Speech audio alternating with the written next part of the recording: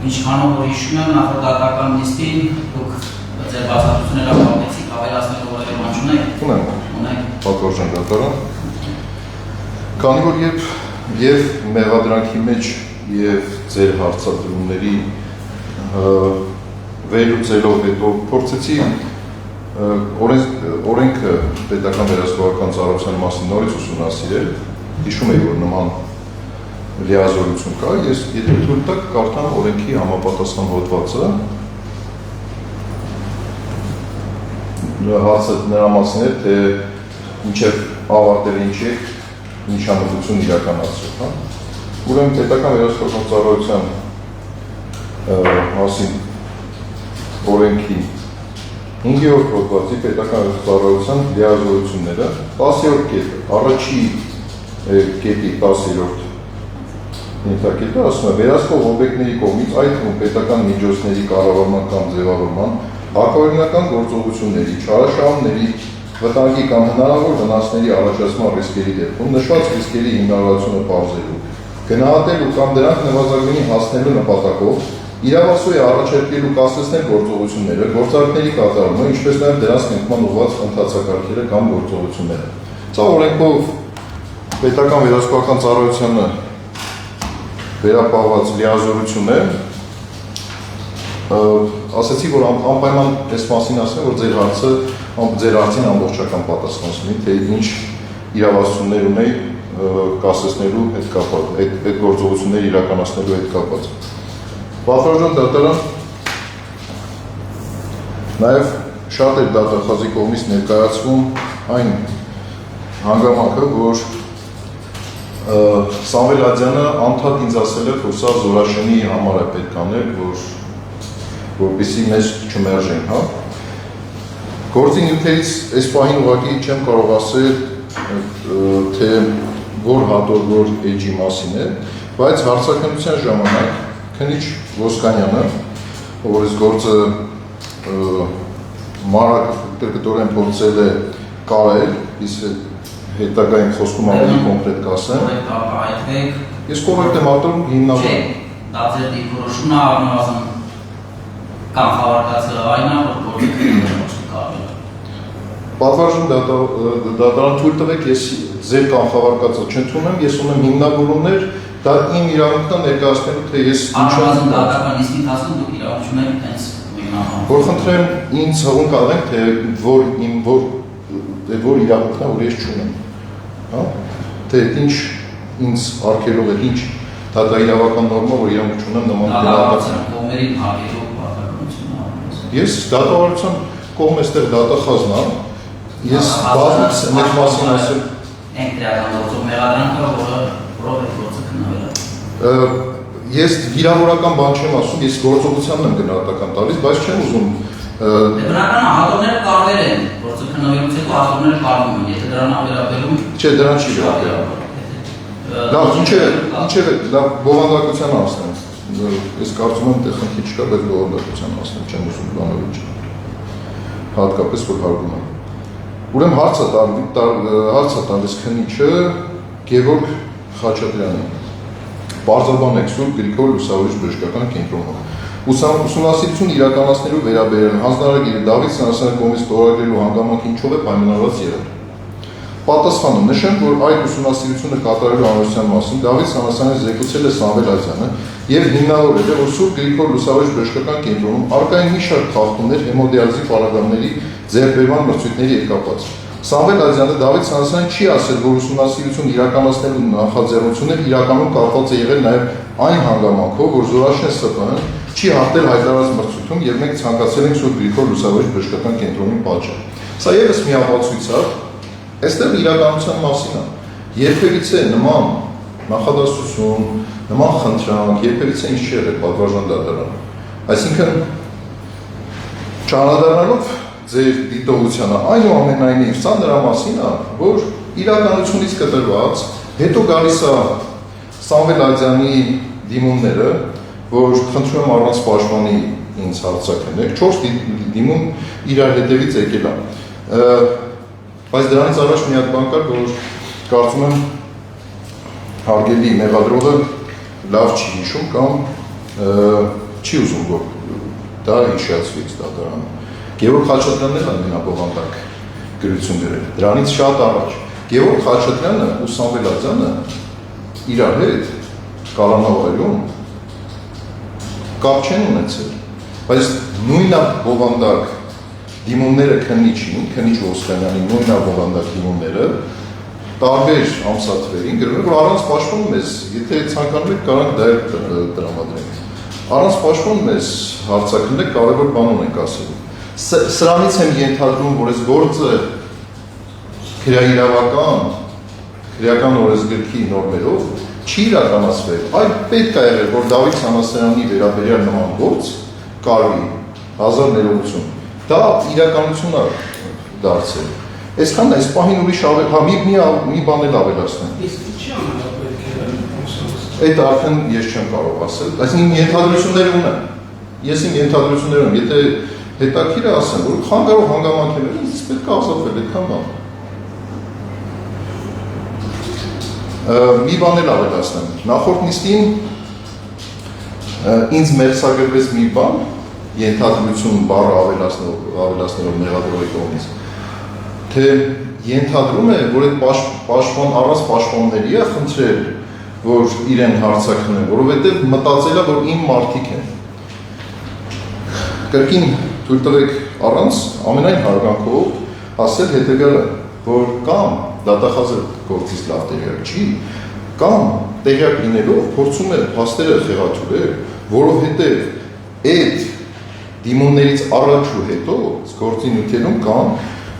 երկու պաշտպաններն էլ այդ գործից առաջ ու հետո եղել են։ Այսինքն ինչ է ստացվում։ Քրեադատավարական որ նորմով իրանք կարային առանց պաշտպանի, երբ որ գործում պաշտպան կա, առանց պաշտպանի հարցակնեն մեղադրյալին։ Իմ մոտ համոզում կա, որ դա բացառապես մի նպատակ ուներ, որ մի նպատակ է ունեցել քննիչ Ոսկանյանը, որպեսզի ավելորդ ներկամարտ տեղ չլինի, պաշտպանները ներկա չլինեն եւ Սամվել Ադյանի հետ խոսեն, էփեն, պատրաստեն, որտեղ մինչև Սամվել Ադյանի այդ ցուցմունքը, երբ որ սկսում արդեն իմ մասին խոսալ, մինչև այդ ցուցմունքը գործի նյութերում կա, Սամվել Ադյանը ներկայացնում է, որ իրենք արել են բացառապես օրենքով իրենց վերապահված գործառույթներ։ Մեկ է գալիս է այդ դիմումներից հետո սկսում են լրիվ ուրիշ բաներ գրել, լրիվ խեղաթյուրել իրականության կապ չունեցող բաներ ներկայացնել։ Այս պահին այսքանը, եթե այլ հարցեր ունենաք, ես իրոք պատասխանում ձեր հարցերին։ Սամվել Ադյանի հարցադրումը դուք առաջացրել դատաքննության ընթացքում արվել եք։ Այո։ Ինչ է պատասխանը։ Այս պահին չեմ հիշում, բայց հարցերի մեծ մասին չի պատասխանել, մի մասին պատասխանել է ու հակասել է այդ պատասխանները նախաքննության ժամանակ տված ցուցմունքներին։ Այս հարցի պատասխանը չի տվել։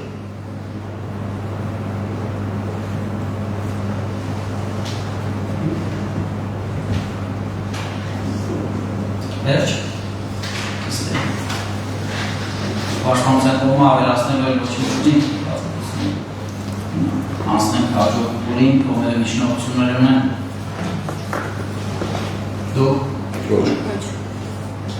Անցնենք հաջորդ փուլին եզրափակիչ ելույթներով հանդես գալու ցանկություն։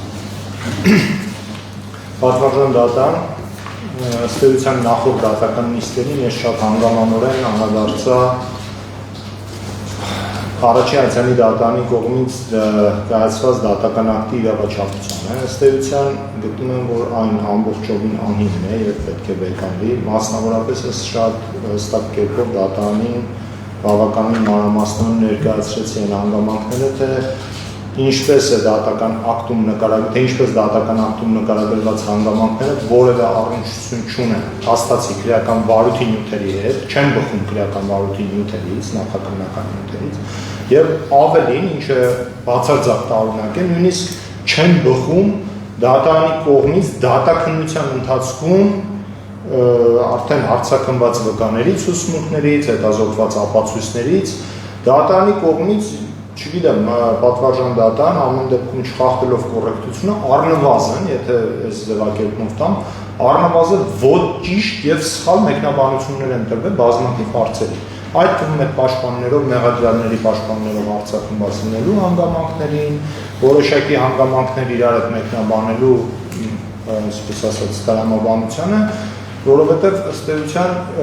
բացարձակ նորից կրկնվեմ, նախորդ դատական նիստերին շատ հանգամանու են արդեն դրանք ներկայացրել դատանում, նույն բաները նորից ժամը շարունակ չկրկնեմ, այսինքն բացարձակ հակասության մեջ են մտնում եւ նախաքննության արդյունքների հետ դատական ակտում շարադրված եզրահանգումները, ինչպես նաև դատաքննության արդյունքների հետ։ Ես դա ինչպես իմ բողոքում, այնպես էլ նաև դատանի հարցերին պատասխան շատ հանգամանորեն նաև պարզաբանեցի ինչու է կայանում Դավիթ Սանասարյանի կողմից կատարած արարքի անային վտանգավորությունը, հետևանքները ինչու են կայանում, կոնկրետ ինչ հետևանքներ են առաջացրել դրանք, կոնկրետ նաև գործողությունների շղթան, նաև արդեն իսկ վաղամության ժամկետն անցացնելու հիմքով դադարեցված մեղադրյալների գործողությունների հետ, այսինքն այսպես ասած նրանց հետ թե ինչ առնչություն ունեցել իր գործողությունները, նրանց գործողությունների հետ չխտան ամբողջը եւ բողոքում է ներկայացված եւ ես մանրամասնորեն ներկայացրեցի, ուստի խնդրում եմ վերաքննիչ բողոքը բավարարել։ Պատվարժան դատան դրանից զատ ցանկանամ շատ կարճ նաեւ անդրադառնալ պարոն Սանասարյանի այսօրվա ելույթում նշված հանգամանքներին, փաստացի, ասում է ինչպես կարող են այդ Սամվել Ադյանը եւ Գևորգ Խաչատրյանը այդ ցուսմունքները դա ասին դիմումներ տային եւ դիմումներից հետո այլ ցուսմունքներ տային։ Դրանք այն նախնական առաջին մեկ ցուսմունքից հետո ընդհանրապես օրերի տարբերությամբ տրված ցուսմունքներ են, որից հետո նորից եմ կրկնում պաշտպանների մասնակցությամբ այդ առանց պաշտպանել այո մեկ անգամ եթե չեմ սխալվում ամեն մեկը մեկ անգամ արձակվել։ Դրանից հետո մի քանի անգամ առնվազն երկու պաշտպանների մասնակցությամբ արձակվել են երկուսն են։ Նաև առերես Դավիթ Սանասարյանի հետ այդ ցուսմունքները, այսինքն երկու կողմից արդեն պաշտպանների մասնակցությամբ այդ ցուսմունքները առերես խնդել են։ Այդ ցուսմունքները դատարանում որոշակի հարցերի հրաժարվել են պատասխանել, այո, ճիշտ եմ նշում։ Սակայն բազմաթիվ հարցերի, թե արդյոք որևէ ճնշում ձեր նկատմամբ որևէ միջամտություն եղել է թե ոչ, բացարձակապես նման տեղեկություն չի հայտնել։ Ավելին, ես նույնիսկ ընդդեմ, որ այն վարույթն իրականացնող քննիչները, քննչական մարմնի աշխատակիցները արդեն դատանում, դատաքննության ընթացքում նույնիսկ արդեն ազգային անվտանգության ծառայությունը նույնիսկ պաշտոնավարելու չեն եղել։ Այսինքն որևէ կաշկանդվածություն, այս վարույթի նախաքննության հետ առնչություն ունեցած որևէ պաշտոնյա արդեն այդ դատական քննության փուլում արդեն մեծ մասը նաև պաշտոնյա չեն, քննչական մարմինների առնչություն չունեն։ Հետևաբար որևէ կաշկանդվածություն Սամվել Ադյանի կողմից իր ցուցմունքներում հայտնած հանգամանքներին այլ բան հայտնելու դատարանում նա չուներ, չի հայտնել, բազմաթիվ հարցադրումներ են դրանց վերաբերյալ եղել։ Այդ խոչընդոտելու որևէ ձև ազդելու վերաբերյալ նախորդ դատականիստին է հանգամանորեն անդրադարձա, հիմա նույնպես կարճ ասեմ, հարձակումվել են նաև դատարանում, իմիջիայլոց ոչ միայն նախաքննության ընթացքում։ Սամվել Ադյանի հայրը Օլեգ Ադյանը, Սամվել Ադյանի եղբայրը հարձակումվել է դատականության ընթացքում եւ նման տեղեկատվություն իրենց վրա ազդեցության մասով չեն հայտնել։ Ինչ վերաբերում է պաշտպանների այդ պահին ունեցել են մտավախություն, որ այո Դավիթ Սանասարյանի կողմից նաև կա այդ պաշտպանների հետ կապ հնարավոր ազդեցություն, այո, բայց դա ոչ թե գործի նյութերի հետ միայն կապված, նախորդ դատական նիստին դատանի դալիճում պարոն Սանասարյանը ինքը պնդեց, որ ասում է պաշտպանները հելան Վանի մոտից, Սամվել Ադյան եւ Գևորգ Խաչատրյանի մոտից եւ եկան նախորդ դատական նիստից մեջ բերում եմ իր խոսքից։ Եկան ինձ ասեցին, որ sense բան անում, այսինքն եթե ինքն է նշում, որ պաշտպանները իր հետ կապի մեջ են եղել, իր հետ համագործակցության դաշտում են եղել, հնարավոր, այսինքն այդ խողովակը տեղեկատվության փոխանցման մեկը մյուսին ինքն է այդ մասին հայտնեց։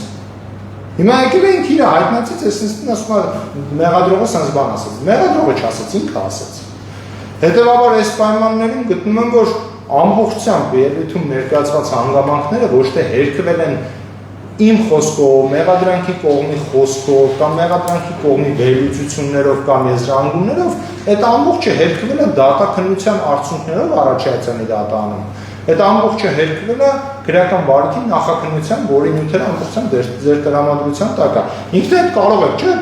խրոնոլոգիան նայել, թե ի վերջո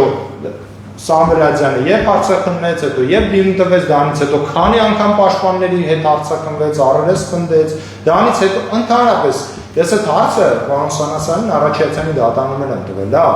դուք ասում եք որոշակի ուղղորդում, ազդեցություն եւ այլն, նույնը ես նշեցի նաեւ նախկինում պաշտոն զբաղեցած մեկ այլ վկայի հետ կապված, որի ասում են, որ կա, այո, չգիտեմ, իմ նկատմամբ ունեցել են որոշակի վերաբերմունք։ Լավ, այդ վերաբերմունքի ինչով պետք է պայմանավորվածներ, երբ որ խափան միջոց արդեն Սամվելյանը տարիներ շարունակ արդեն գտնվում էր դրսում, որևէ խափան ընդհանրապես կալանքի հետ կապված ազատությունից ձեռքելու հետ կապված խափան միջոցի հարկ չկար եղել են, այդ ցուցմունքները նորից տվել էր։ Հետևաբար այս պայմաններում ինչ փաստացի պարզ ասեմ ձեզ, պատվարժան դատան փորձում է պաշտպանության կողմը փորձում է դատարանին այս մասով որոշակի մոլորության մեջ գցել եւ յուրովի ներկայացնել փաստերը։ Սակայն այդ ամեն ինչը նորից են կրկնում, կա քրեական բարոյի նյութերում, կա առաջի հայցանի դատարանում քննության եւ ամբողջը այդ գործընթացը ձայնագրված եւ այդ ամբողջի արձանագրությունները կան, ամբողջը ձեր տրամադրության տակ է, հետեւաբար իմ բոլոր խոսքերի, բոլոր փաստարկների, բողոքում ներկայացված բոլոր մտքերի տակ կա փաստարկված նյութ, որը առկա է դատարանի տրամադրության տակ։ Հետևաբար այս պայմաններում կրկին անգամ խնդրում եմ հատուկ վերանայման բողոքը բավարարել, այսքանը։ Եզրափակիչ երևույթ հանես կառնում նպատակված այն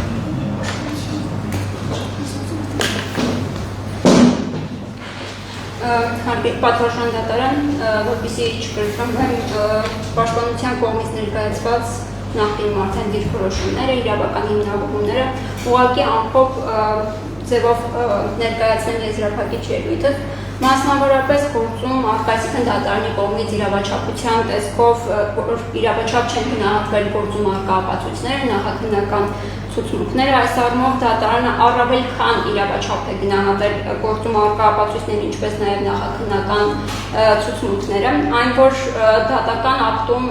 վերջնական տեսքով առնվազն իրավաչափության տեսանկյունից եւ արժանահավատության տեսանկյունից գնահատվել են դատարանում տրված ցուցմունքները, առնվազն դա չի խոսում նրա մասին, որ նախաքննական ցուցմունքները դատարանի կողմից որպես այդպեսին չեն գնահատվել կամ դրան որևէ ուշադրություն չի դարձվել։ Առավել քան դատարանի կողմից նախաքննական ցուցմունքների իրավաչափության հարցը քննարկելիս դրանք դիտարկելով ոչ այդքան իրավաչափ, այսինքն արժանահավատության տեսանկյունից ոչ այդքան արժանահավատ, ցանկացած օբյեկտիվ դիտորդի եւ գործը պատշաճ քննություն իրականացնող անձի կողմից առնվազն կասկած պետք է առաջացնել, որ հաջորդական կերպով Սամվել Ադյանը յուրաքանչյուր անգամ 18/03/2019-ին վարույթ իրականացնող մարմին դիմում է ներկայացնում առանց պաշտպան իրեն հարցաքննելու մասին։ Հաջորդիվ 19/03-ին կրկին ներկայացում է առանց պաշտպանի, քանի որ ցանկանում է առանձնազրույց ունենալ վարույթ իրականացնող մարմնի մասին։ 20/03-ին կրկին ներկայացնում է Սամվել Ադյանը, կրկին առանձնազրույց ունենալու վարույթ իրականացնող մարմնի, կրկին փաստաբանի բացակայությամբ եւ 23/03-ին երկու անգամ է դիմում ներկայացնում, մեկը առանց նորից կրկին փաստաբանի առանձնազրույց ունենալու, հաջորդիվ նորից 20/03-ին դիմում է ներկայացնում, այս անգամ ցանկանալով կոնկրետ Դավիթ Սանասարյանի վերաբերյալ վարույթ իրականացնող մարմնի տեղեկություններ հայտնել։ Սա նաև առանձնահատուկ է նրանով, որ կալանավայրում գտնվող երկու անձինք, որոնք որ բացարձակապես միմյանց հետ որևէ առնչություն չունեին, Գևորգ Խաչատրյանի եւ Սամվել Ադյանի մասին է խոսքը, երկուսն էլ նույնաբովանդակ ամբողջությամբ դիմում են ներկայացնում վարույթ իրականացնող մարմին, իրենց առանց պաշտպանի եւ նշում են, որ խնդրում են դրա մասին տեղյակ չպահել պաշտպանին, որպեսզի լինի առանց պաշտպանի իրենց առանձնազրույցը վարույթ իրականացնող մարմին։ Սա առնվազն դատարանի կողմից որպես արժանահավատ դրա արդյունքում տրված ապացույցները գնահատելիս որպես արժանահավատ ապացույցներ առնվազն կասկածի տեղիք է տվել, դրանով պայմանավորված է նաև դատարանը արժանահավատ ապացույցներ դիտարկել դատարանում տրված ցուցմունքները, քանի որ դատարանում էական տարբերությամբ ցուցմունքներ են տվել եւ Սամվել Ադյանը եւ Գևորգ Խաչատրյանը, մասնավորապես Սամվել Ադյանը ցանկացած հարցի առնչության վերաբերյալ Դավիթ Սանասարյանի տվել է ժխտողական պատասխաններ, այսինքն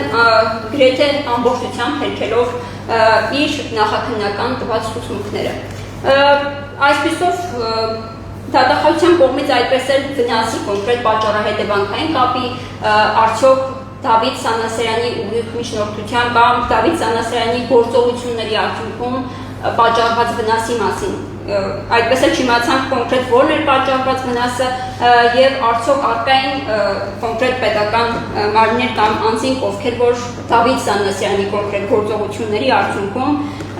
կրել էին վնասներ։ Այսքանի համադրմամբ պատվարժան դատարան գտնում ենք, որ ամբողջությամբ առաջի հայցանի դատական ակտը պատճառաբանված եւ հիմնավորված է, ուստի խնդրում ենք մերժել դատախազության կողմից ներկայացված բողոքը ամբողջությամբ։ Շնորհակալություն։ Պատվարժան դատարան, հարգելի մեղադրողը այն կանխավարկածներով է առաջնորդում, որ ես արդեն հասցրել եմ մոլորեցնել առաջին հայցանի դատարանին եւ հիմա փորձում ձեզ մոլորեցնել, բնականաբար երբևէ նման բան չեմ ունեցել եւ չեմ կարծում, որ դուք մոլորվող եք, դուք նայում եք փաստերին եւ իմ բերած օրինակները դա ոչ թե իմ ենթադրությունների մասին են, դա հղումներ են։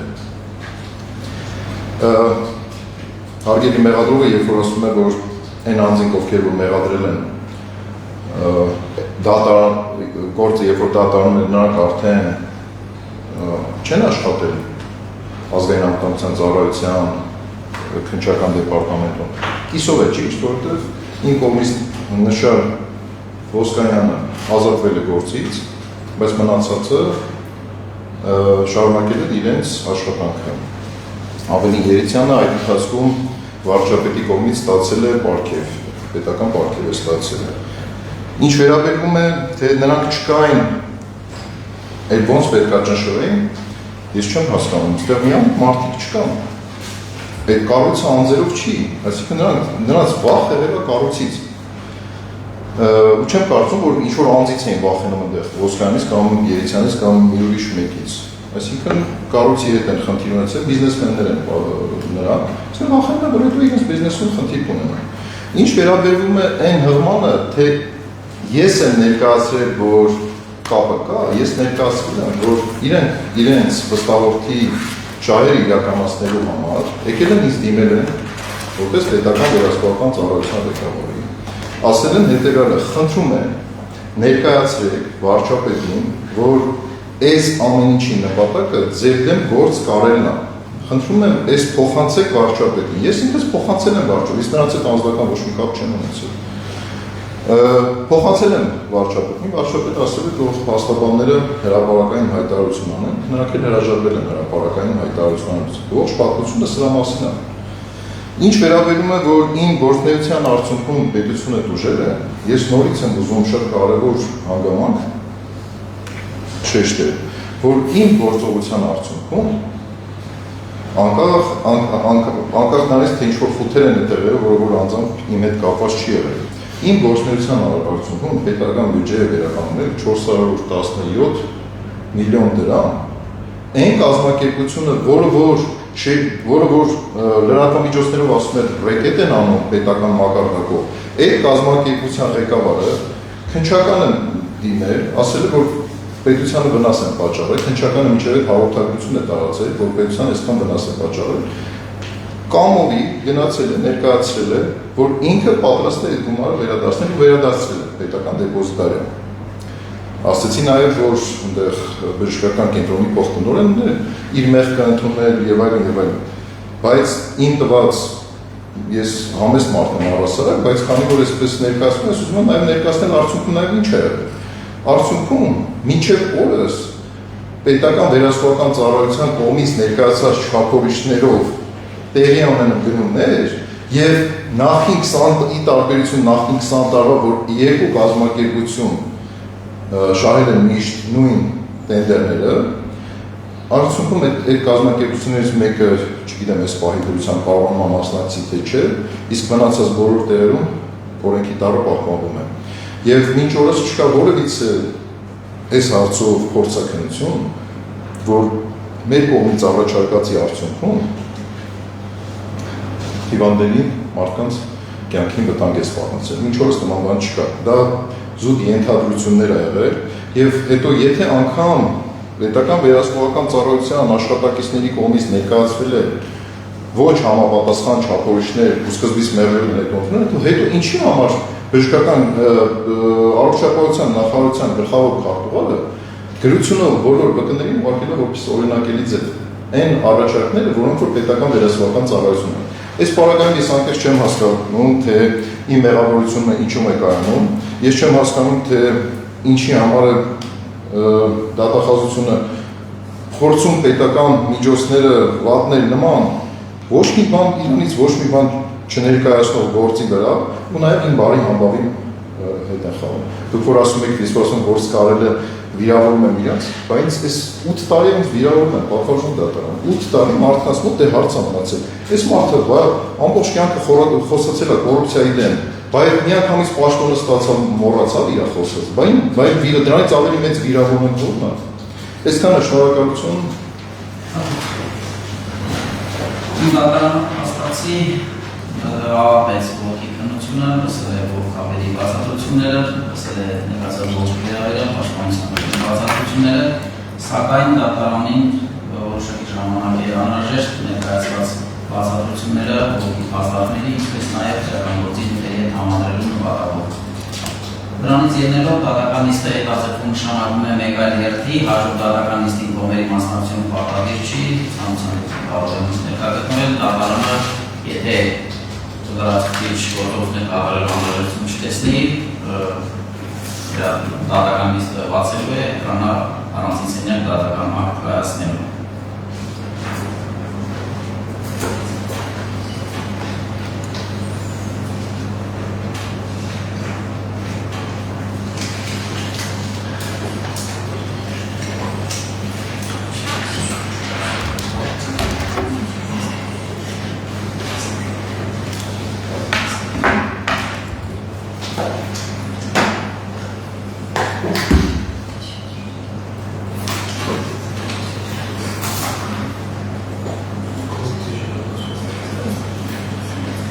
Հաջորդ դատական նիստը նշանակում է 2026 թվականի հուլիսի 7-ին ժամը 16:00-ին։ Դատական նիստը հայտարարվում է։